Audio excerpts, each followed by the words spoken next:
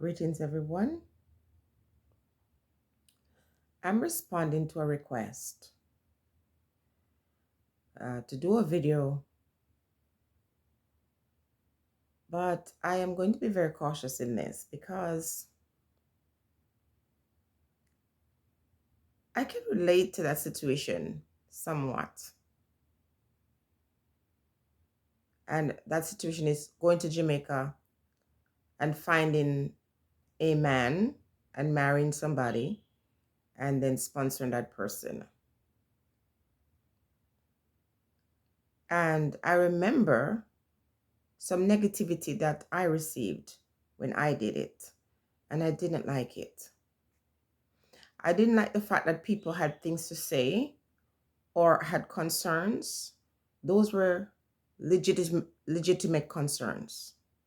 I didn't have a problem with it. I just had a problem with the way they treated me when they claimed they were looking out for me. Because, you can care about somebody, you can express your concern to somebody without making them feel targeted or disrespected. And when it comes to issues, of class and race and things like that, I don't really like prejudice. So some of the things that were said to me was not well received. And let me tell you, in my situation, it wasn't a lot of persons. It was people who were related to me who had negative things to say.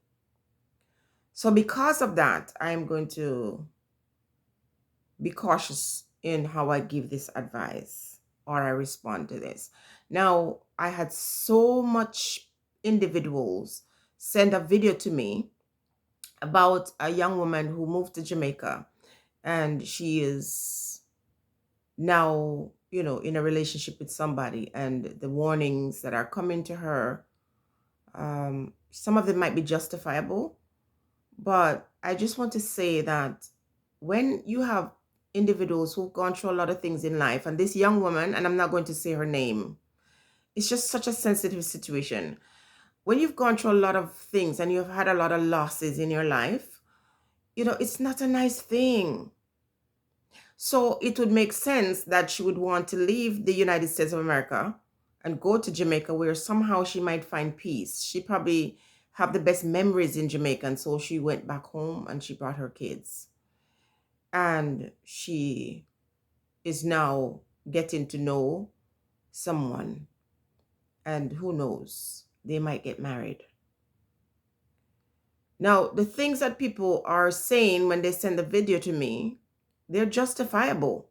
And I'm not going to say her name, but if she ever watches this, I want to say to you that it's your life and you can't let anybody determine how you're supposed to live your own life. However, when you have children and you have daughters, some of the stuff that people are saying to you, some of them bad minds, some of them mean you the world of good.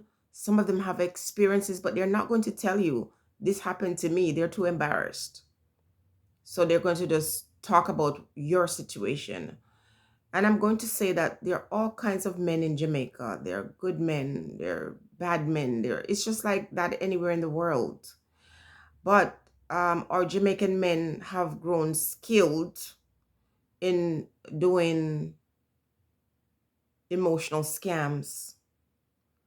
And so you might not be in that situation. You might have found your prince. So instead of taking it or getting offended, just listen carefully to what the people are saying. They are only putting you on your guard. And those who don't mean you any good, who are just coming to criticize you or,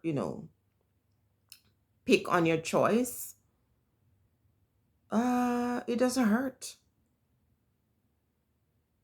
When you have daughters in a place like Jamaica, where a huge percentage of the men are pedophiles, you have to be so careful. Even when you find your prince charming, you have to establish these boundaries. So even if a man is very nice to you and wants to do a bunch of stuff, keep him away from your daughters. The intimate stuff related to your daughters, do not allow the man in your daughter's room at no point to do anything. And when it comes to personal items that belongs to your daughters, do not let that person do it. That's your job. Now, you might need the help and the person might be prepared and willing to help you. But to avoid all the unnecessary commentaries and the unnecessary opinions, you have to keep certain things private, because once you expose that or share that, people then feel that they have the right to comment, and sometimes it's good intentions. Jamaica is a very scary place, and even Prince Charming can become a toad. And a lot of these men, they love young teenagers, they love young girls, and they will mess with you to get close to yours. So that might not be your case. You might have found your prince, but to be on the safe side, I'd say thanks, but no thanks, because that's the only way you can protect and secure your daughters. Because you can see a person's face, you cannot see their heart. And it doesn't matter how nice they are, how perfect they are. So you establish that boundaries, you have that conversation with your daughters and with your partner to say there is a no-go zone. Because even if the person wants to play the role of a father, the person is not the dad. They're not the dad. So even when the intention is good on the person's part, after a while, as a mama bear that you are, you're going to be standing on hind legs. There are things that are okay now and cute now. And then afterwards, when you're living together with the person, it's going to make you uncomfortable. So it's best to just take it in the reins, take the reins in now and pull it in. And remember, the stories are out here, and anything that happens to someone could happen to you, my dear. So I want you to enjoy your newfound love. And I want you to really, hopefully this time you found your king.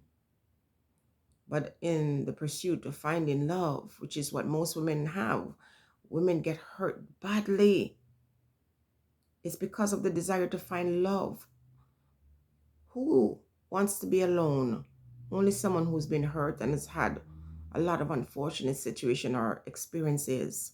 But the average person would love to be with a nice, kind, loving, gentle husband or wife.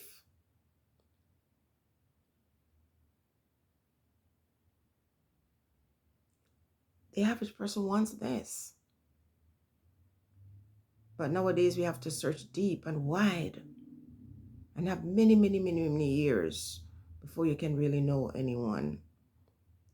And let me tell you, what's scary is when they love bomb you, tell you all the right things, do all the right things, and then you find out that you've been deceived. So sometimes people want the best for you, but they don't know how to tell you.